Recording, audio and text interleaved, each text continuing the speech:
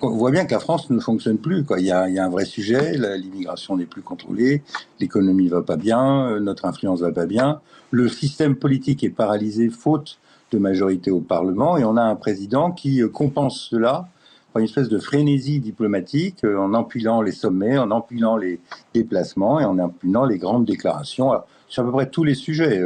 De la défense, la sauvegarde du Groenland, aujourd'hui à la sauvegarde des Palestiniens.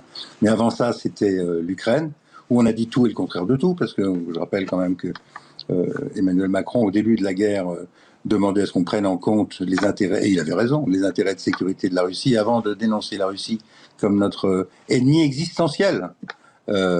Au point même que le chef d'état-major des armées explique que la Russie considère la France comme son premier ennemi, ce qui est nouveau et basé sur rien d'ailleurs. Le président compense le fait qu'il ne gouverne plus à l'intérieur par cet activisme à l'extérieur. Et à l'extérieur, il dit tout et le contraire de tout. Si bien que le président Trump, à 2 reprises, a dit Macron, nice guy, c'est un bon gars, mais ce qu'il dit n'a aucune importance, ce qui est quand même pas terrible. Imaginez le général de Gaulle traité comme ça par Kennedy. Chacun aujourd'hui a pris conscience de notre affaiblissement qui devient extrêmement visible.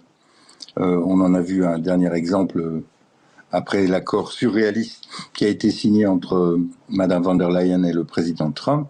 Et au lendemain de cette signature, vous avez le Premier ministre de la France qui dit que c'est une soumission et que c'est un jour noir pour l'Europe et pour la France. Mais question, qu'est-ce qu'il faisait le Premier ministre et que faisait le gouvernement français pendant la période qui a précédé cette signature surréaliste? Il y a 8 jours, on a fermé le dernier camp militaire français au Sénégal, à Dakar, le camp Grey.